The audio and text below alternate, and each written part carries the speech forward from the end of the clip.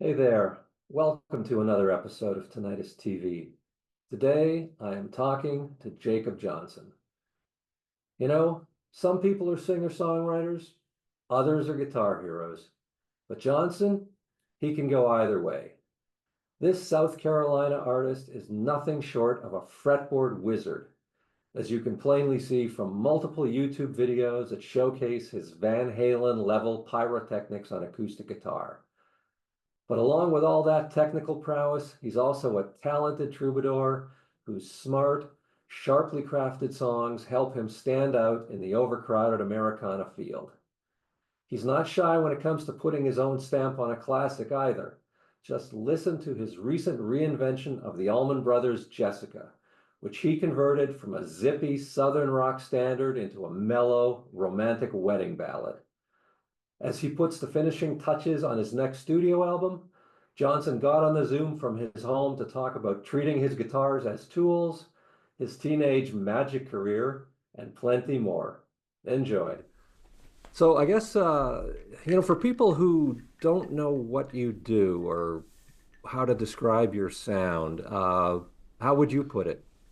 Um, that's a good question. Sometimes I tell people it's guitar geek music for people who aren't guitar geeks. You know, um, but there's some Americana, jazz. Um,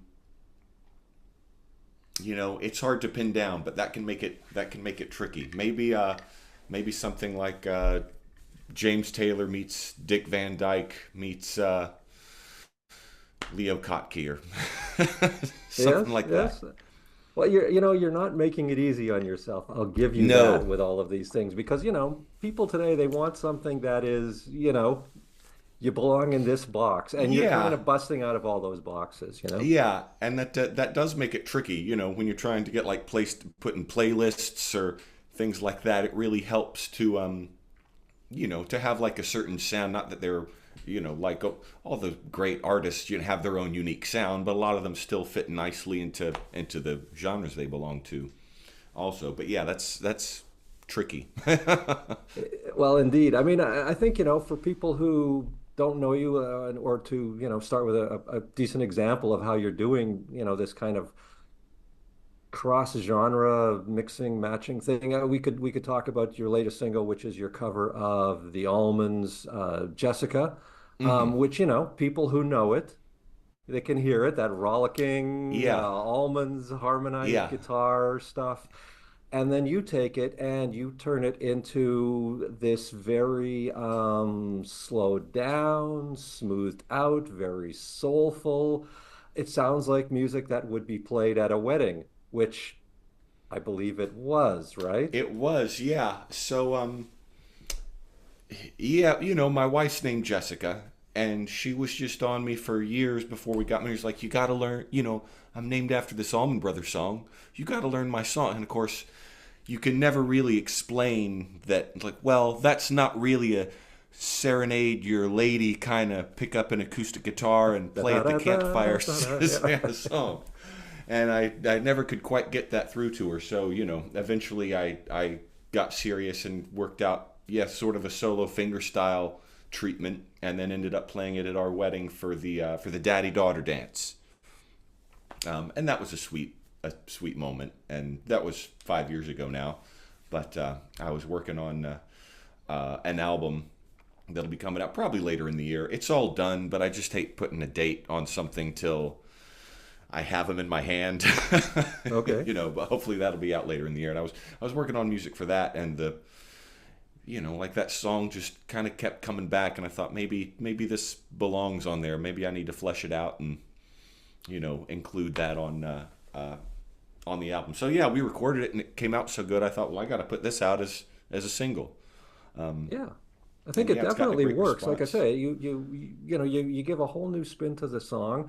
And that's not unusual for you in terms of, listening to the number and kind of artists you cover. I mean, you on your YouTube page, you've got, and on your, Spotify and all your various feeds, you've got everything Sure. from the Almonds to Chick Corea to Yeah. Dean Martin to Django Yeah. Reinhardt, Michael Jackson, gospel, Kurt Yeah. Weill. A lot of kids stuff, a lot of Disney and Yeah, things like that. Um, do they all have something in common that it's makes yeah, them work for you? the only thought I put into it is what do I like, and what gets stuck in my head. Hmm. And because I think if you really like, and if something resonates with you as an artist, you can deliver it in a way that'll make it resonate with somebody else, even if maybe it wasn't, the song they were going to request, you know. Right. So yeah, all those songs. I mean, man, the Mary Poppins song. I do a couple of those. I grew up watching that movie, and I had a record from the library of the soundtrack me and my sister would put on and just dance around in the backyard and put on a little show, and those are great. So obviously the most cynical thing you could say about anything Disney does is that it's the best that money can buy. I mean, yes, we just threw our unlimited money, talent, and resources at it until it was awesome. So of course, it's awesome. The Sherman Brothers, that wrote all those songs in those old movies, they were just brilliant. But yeah, I love Dean Martin. I probably listen to more Frank Sinatra than I listen to any guitar player. I'm a weird dude. It's not necessarily part of my brand. I'm not old timey, in terms of Right. what I do on stage. I don't wear period clothing but yeah, I like old stuff. I like old music. I've got I started to set up in here in front of my gramophone that plays 78s. I've got I collect 78s and just old stuff. But I mean, shouldn't you be listening to, I don't know, I'm guessing you're a child of the 90s basically.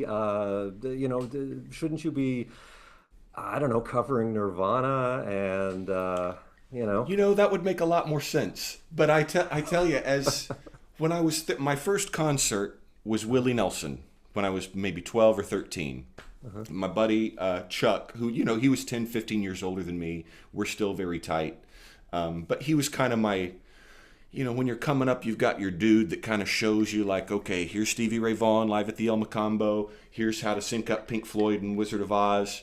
And he had some tickets to see Willie, and it turned out that his wife had like a family trip or something and couldn't go. So he was like, come see Willie.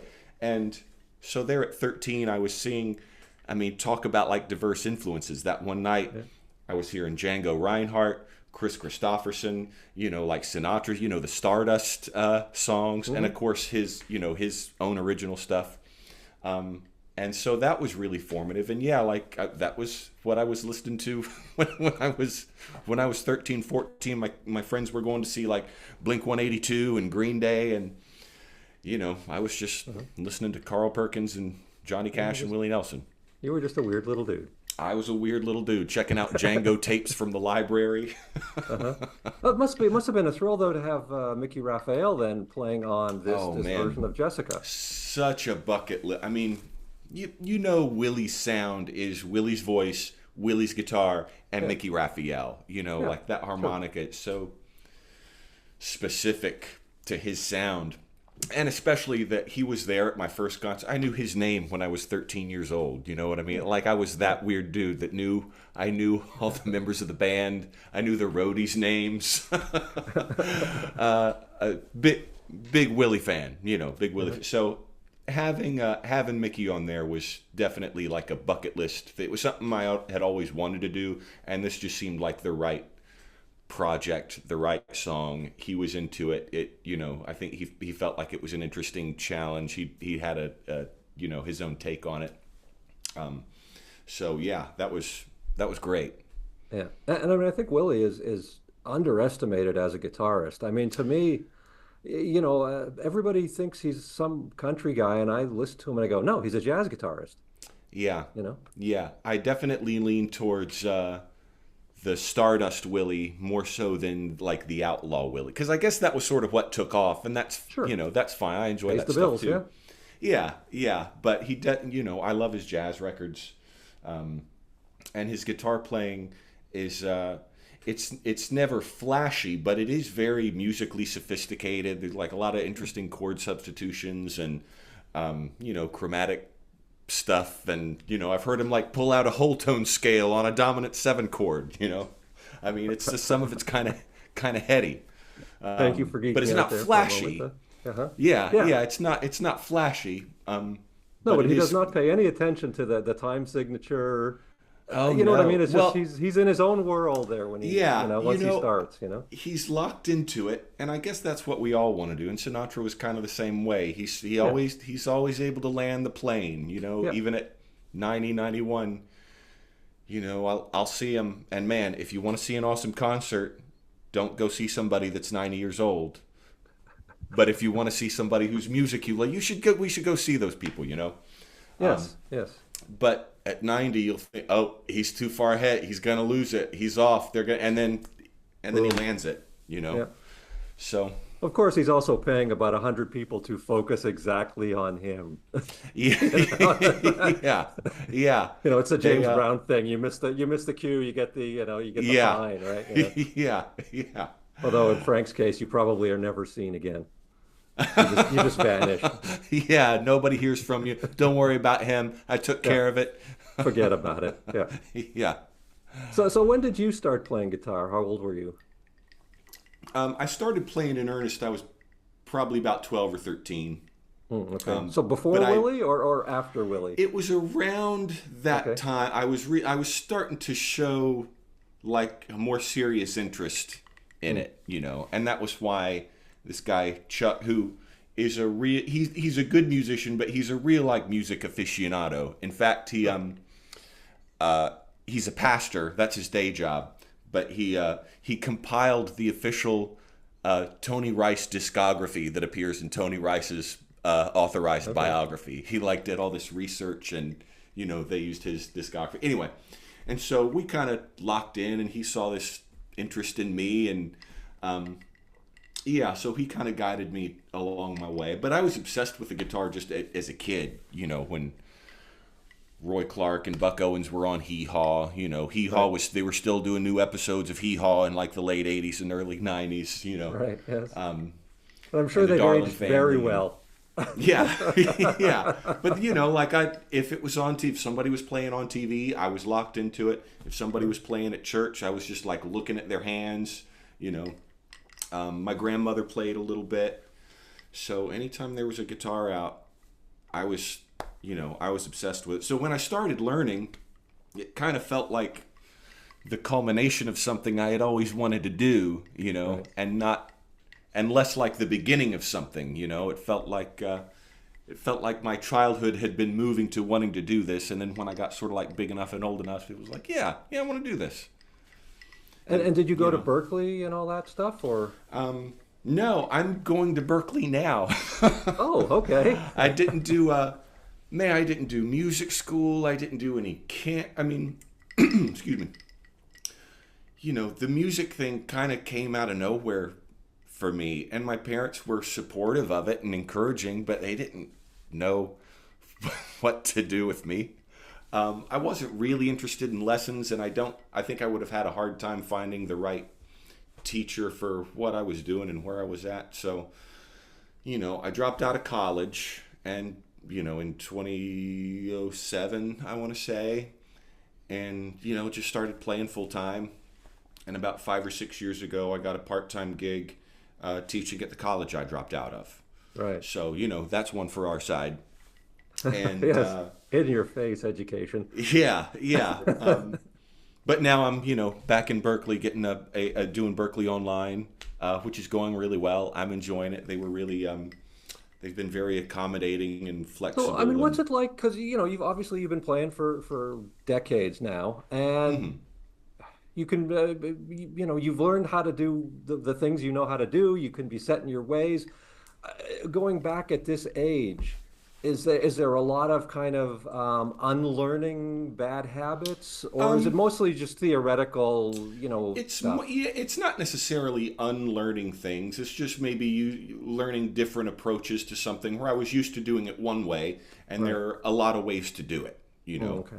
And it's good to know a lot of ways to do it. Or sometimes it's like, well, it has to be just for, say, the proficiencies. You have to play through these certain things in this very specific way. Learn a certain amount of pieces, and it's like it's some work.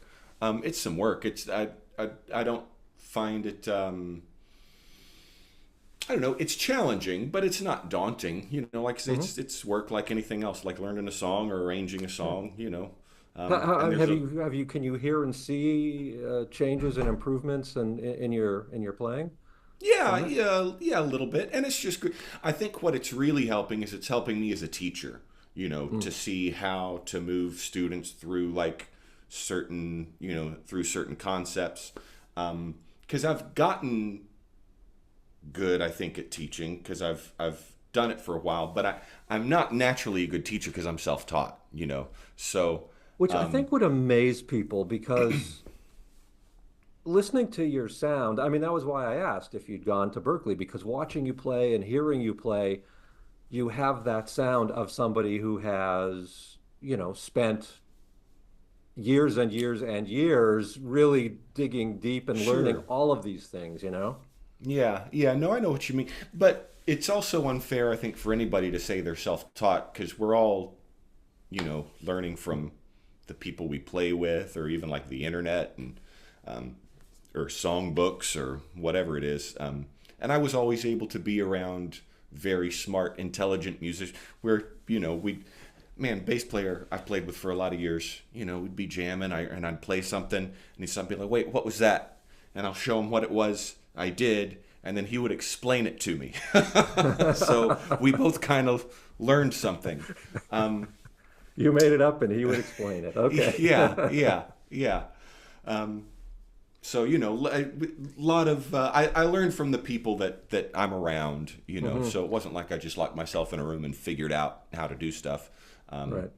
and you know, I was listening to music that was a little. I mean, Django obviously was over my head when I was 12, 13 years old. You know, Sure, but but obviously Eddie Van Halen wasn't because again I watch what you're doing and there's a lot of that right hand comes over, you yeah, know? yeah, yeah. And the you know Victor Wooten too.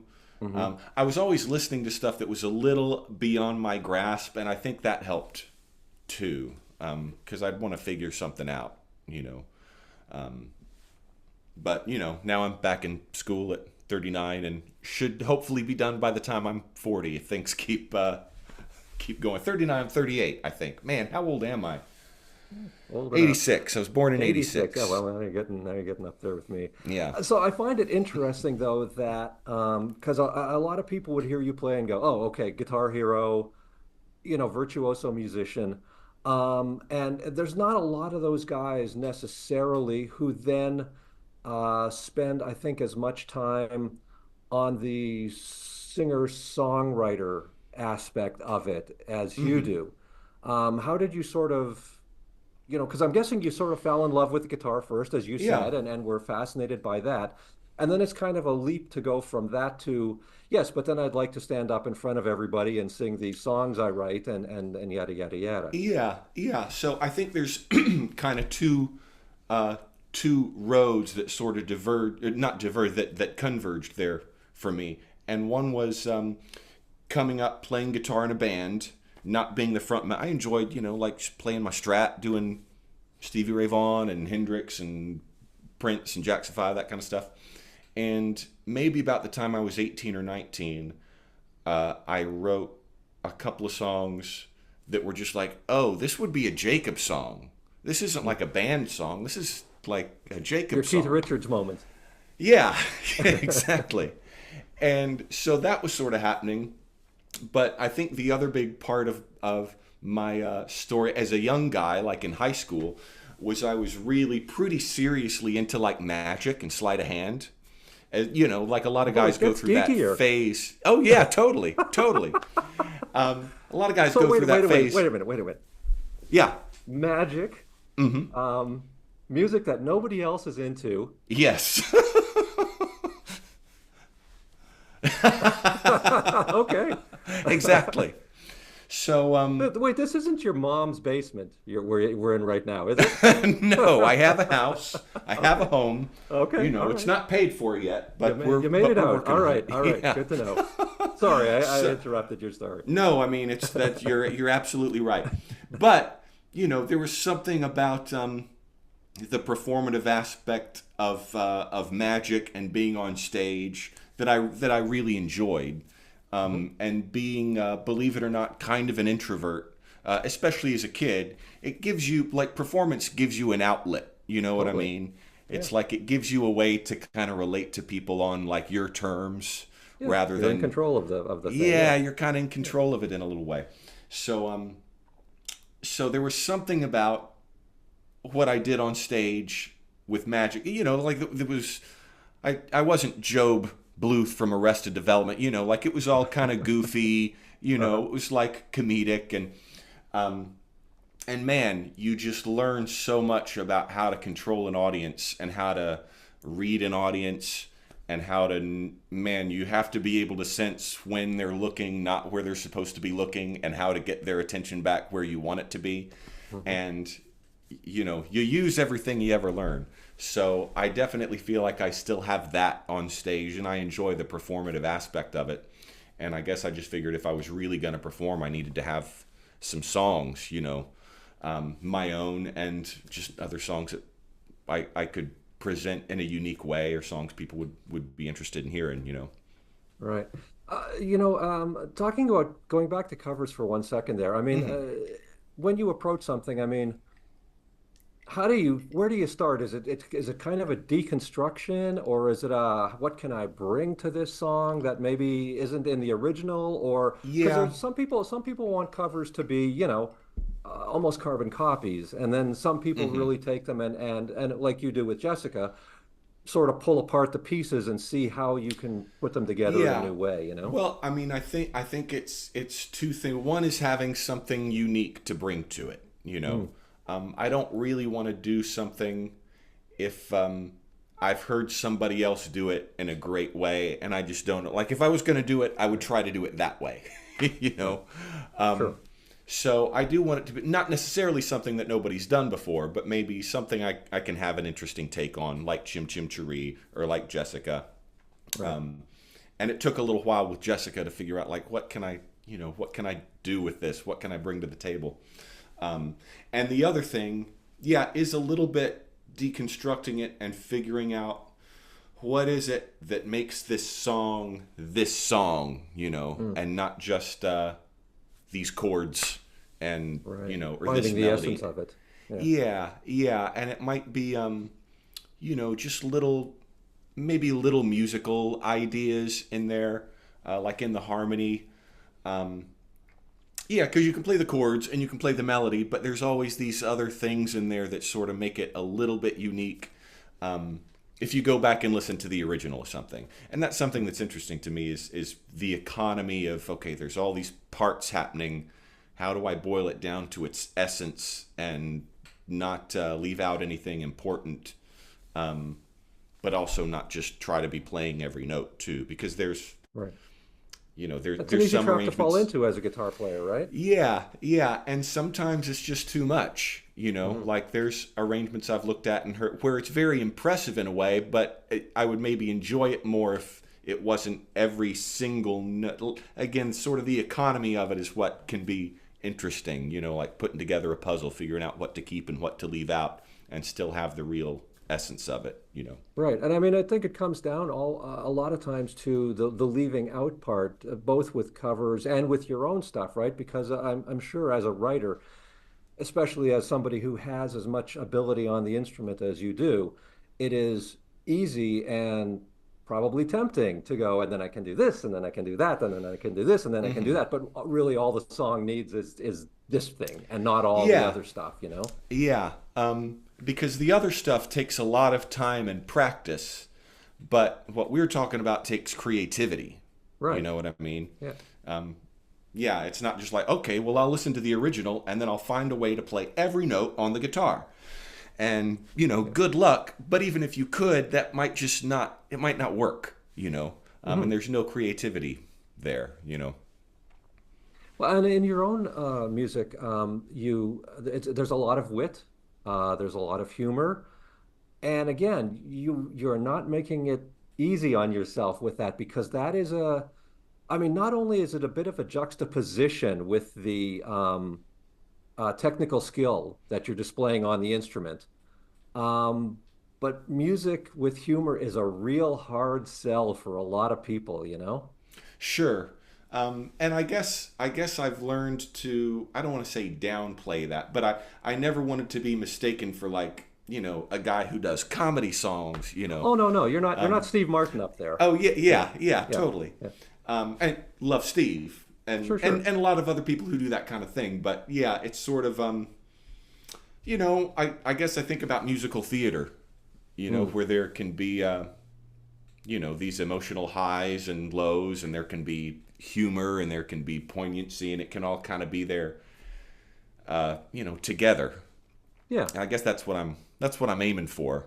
yeah. I Um, think kind of the neighborhood of John Prine, really, in that sense of sure, having, sure, good narratives and emotions. Like I said, it's not gags. You know yeah, what I mean? You're not doing setups and punchlines, but yeah, there's, yeah, and yeah, totally. I saw some of your videos where you were working with the looping station, Hmm. which again makes perfect sense for a guy like you because you can go up and basically be a one-man band. Yeah.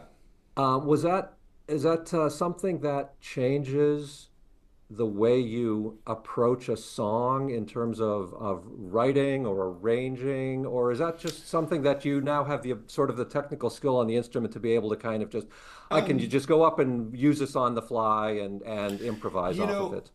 when I was playing a lot of bars and restaurants, it was very useful because you can fill a lot of time that way. Yeah. And I still tried to be creative with it and not just like, well, let me solo over Doom, a chicka, doom, chicka, blues doom, yeah. texture for 5 minutes. But Right. I guess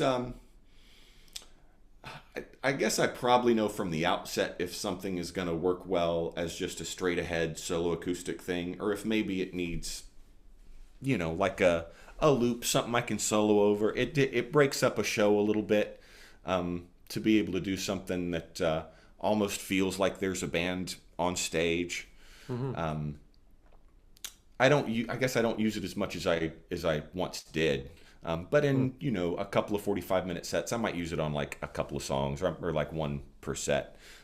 But it definitely gives you something that you can't get by yourself up there, and it gives me a certain amount of freedom that maybe I wouldn't have, just to play like single line solos without Right. uh, a rhythm section underneath, which I do some of that too. But it can be hard for an audience to really lock into it. Mm. So sometimes it just works better to have a loop Makes going. sense. What works for the song or the moment or the room Yeah, or yeah, exactly. That's yeah, kind of what yeah, it's all about, isn't it? It's being able to read the room.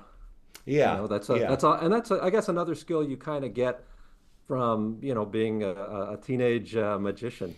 yeah, yeah. So my mom would always tell this story. I have a vague memory of this. I was probably 15 or 16, and I was performing at, I guess, maybe a middle school or something, or an elementary school.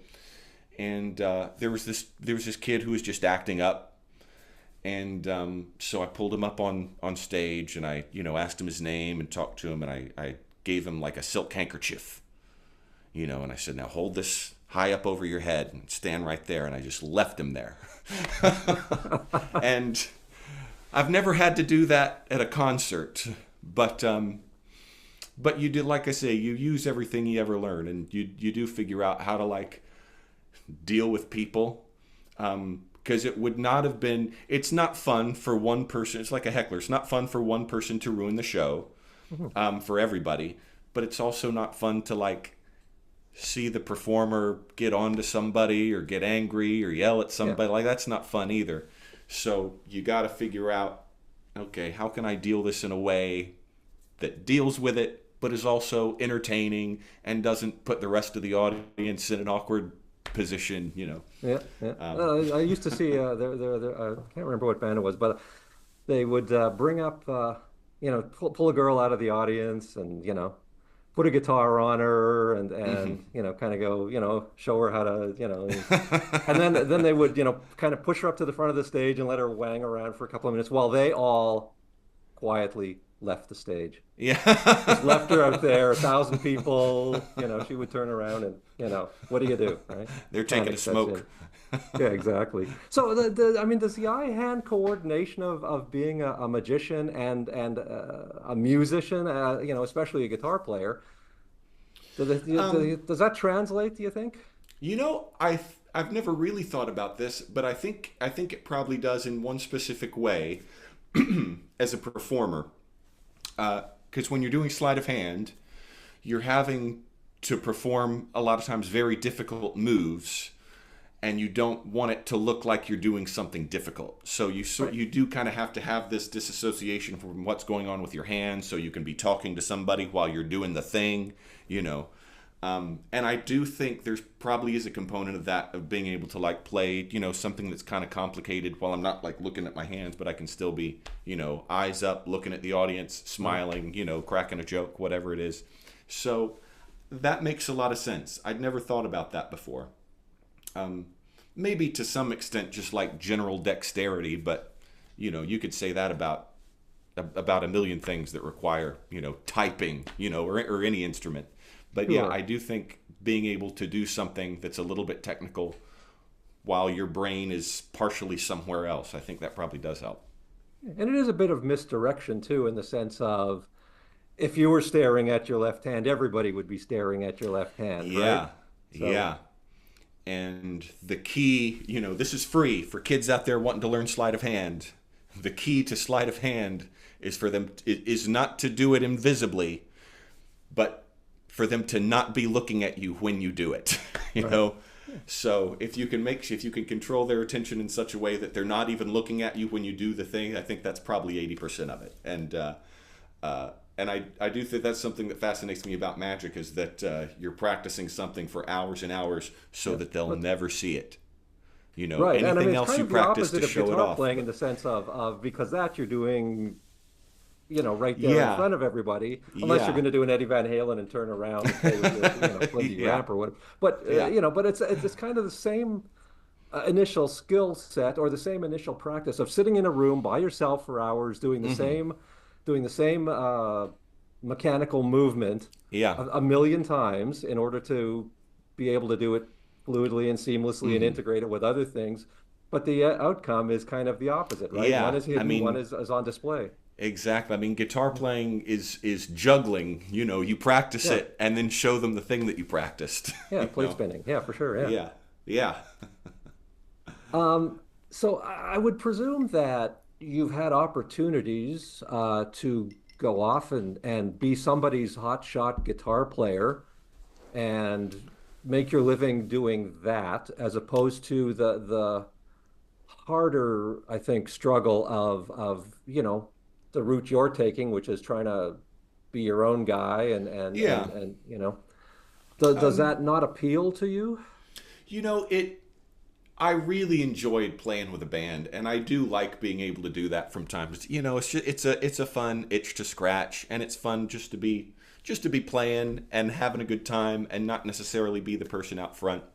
And I've done a little bit of that kind of thing. Just when somebody would need a fill in, or their guy couldn't come, fly out to California and do like, 3 or 4 dates or something. Um, Oh, but you really that's its own career trajectory. yeah, totally. And if I really wanted to do that, I would need to like be living in a place like Nashville, where there's a lot of that kind of work. Hmm. Um, and that just isn't where I landed. So, um, I enjoy playing in a band, but I don't think enough to really dedicate a lot of time and energy to pursuing it. So what is the career goal, dream path for you? Um, that's a really important question.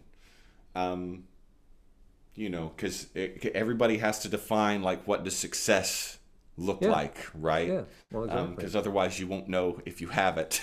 And there have been a lot of very successful artists who didn't. Man, I heard this interview with Rainn Wilson from The Office, who Mm, played Dwight, yeah. and like biggest show on TV, one of the great sitcoms of all time, and he just said, "Man, the whole time I wanted to be doing something else. Like he wanted to be Will Ferrell or Jack Black. He wanted to be making movies, and he didn't really appreciate the success that he was in the middle of, you know. Right. Grass is always greener, man. The grass is always greener. And, you know, it's not always a grass is greener thing, but sometimes it's just like, what do I want? You know, what do I want to be? Sure. I can be successful at this thing, but maybe that's not what I should be pursuing. So there was a time where success to me was playing full-time for a living, and I did that for a lot of years. But at a certain point, it was just such a grind. I didn't feel like anything was moving the needle. You know what I mean? Mm-hmm. So, you know, I took this part-time teaching gig, and that's been great because it's in a lot of ways freed me up to focus on my music career in a more specific way and not just keep the calendar full, you know? Right. So today, my idea of success and what I'm kind of continuing to pursue is being able to perform at a high level. So that means only playing venues, concert series, whatever, where I can really do the kind of show I want to do. You know, the sound's going to be good. The audience is going to get a good show. They'll be comfortable. It'll look good. Being able to record and put out like good quality music, write good quality songs. And I'm enjoying teaching. And that kind of, like I said, it helps me be a little more judicious with what I'm doing as an artist and not just be on this hamster wheel trying to, you know, keep you got the dates on the work-life calendar. balance thing going on, you know? Yeah. And I would love at some point to be performing again full-time, but only if I can, like I said, be doing the kind of shows that I want to do all the time. You know? Easier said than done, but yeah. Yeah, all killer, no filler. Exactly. So can you tell me a little bit about your upcoming album that's in the can? Yeah. So I've got 8 tracks. It's about 30 minutes, but these are all songs. Some of them have come out as singles, so some of them are out, you know, that people can go listen to, like Jessica and one or two others.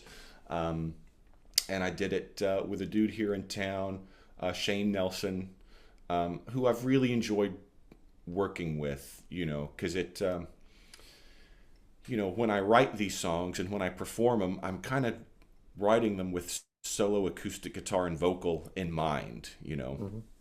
And so a lot of the music I've recorded has been that way, but I wanted to do something and bring in some other production elements and drums and keyboards and special guests and to really do something that was going to work as an album, you know, because an album is its own thing. Just because you can't recreate it on stage by yourself doesn't mean that it can't kind of as its own work of art, like stand on its own, you know. Right.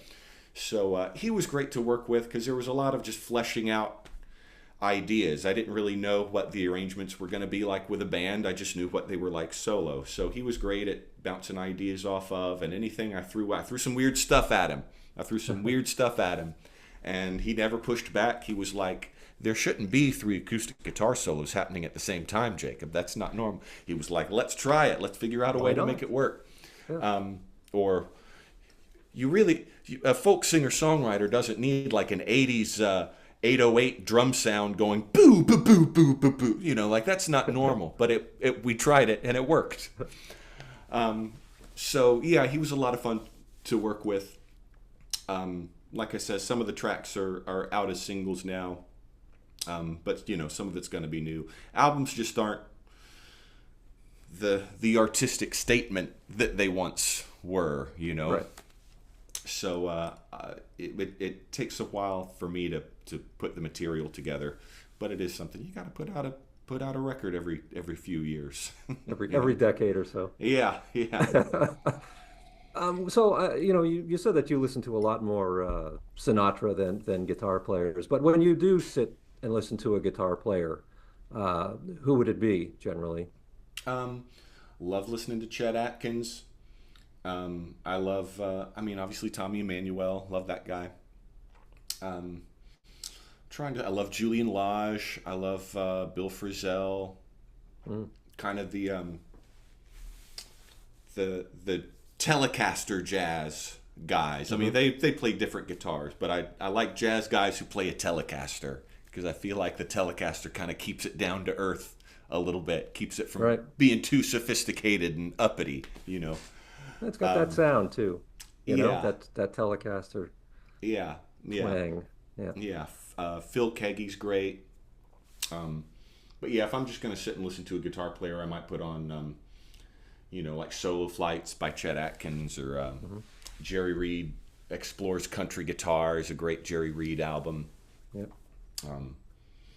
You know, but Do you again, hear it's mostly anybody? about songs. Do you hear anybody current or young that you listen to that kind of impresses you? Or Yeah, I mean, I definitely. I mean, Julian Lage is certainly of my generation, I guess. mm-hmm. There's I a don't know guy. him. I mean, he's a jazz. He's sort of a youngish jazz guy. He's got, I don't know. I mean, probably 7 or 8 albums out. He's been at it for a while, and he's got a great thing going. There's a dude. I think he's got some solo stuff out. There's a guitar player named Mike Seal I really love listening to, who plays with Jerry Douglas's band. And man, he's at a certain point with music, you've kind of heard, in a technical sense, you've kind of heard everything there is to hear. So nobody's really going to impress you with like technical skill necessarily. Right. But sometimes you just find somebody that you like how they play. And Mike Seal just has a great, unique, and he is technically incredible, but he also just has a very unique kind of voice on the instrument, and I always enjoy hearing him play. I find it interesting that like 99% of your stuff is acoustic. What's that about? Because I would think that, you know, you could obviously, I think there's one video on your page that has you playing a Strat, and Yeah. everything else is an acoustic. You know, acoustic works so much better when I'm out solo, you know? So that's kind of just what I lean towards. I guess you can do anything on an acoustic guitar you can do on an electric guitar, you know, if you turn it up loud enough. But it doesn't necessarily work the other way. Yeah. You know, electric guitar has typically has kind of a narrow, you know, frequency range. You know, like it's there to kind of cut through, you know, the bass and drums and be right out front. And acoustic can do that, but it can also kind of like fill out that lower end. So a lot of the fingerstyle stuff I do wouldn't work as well on electric. Although there's guys that do it. I mean, Chet played a Gretsch a lot of the time, but it just kind of To me, feels though, right there's now. also that misdirection element in it again, though, because I think when somebody who doesn't know you, somebody who's maybe come to the show just for the hell of it or come with a friend and isn't necessarily familiar with you or knowing what to expect, you walk on stage and they are expecting, oh, I don't know, the folk singer-songwriter, yada, yada, Yeah, yada. And then all of a sudden you bust out Smooth Criminal, or you start Eddie Van Halening on the yeah, yeah. fretboard, and you know. No, that's a good point, and I do like the you know, surprise is important.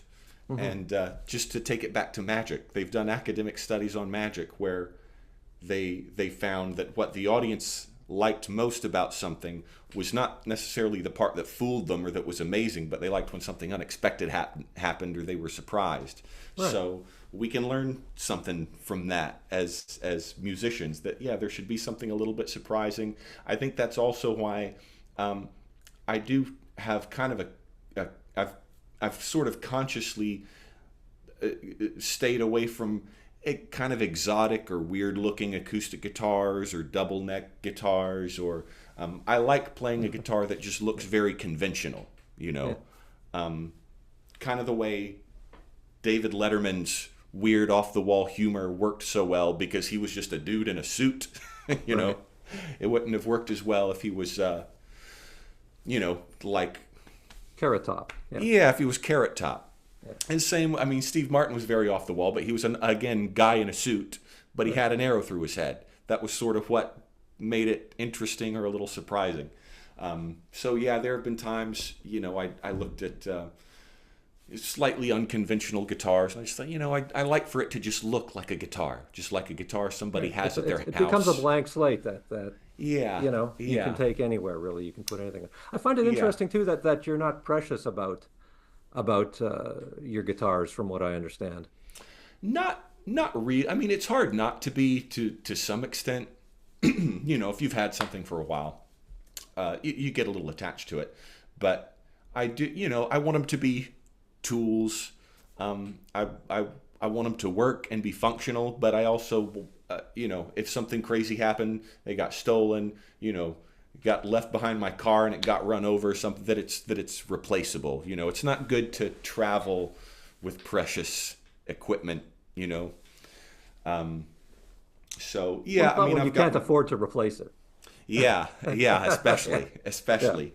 I mean, I'm very fortunate that Takamini's, like they take care of me. They've given me a couple of really nice guitars over the years, Nice. so I don't have to worry about that anymore. But they're not. I do try to treat them as tools and not be too precious with them.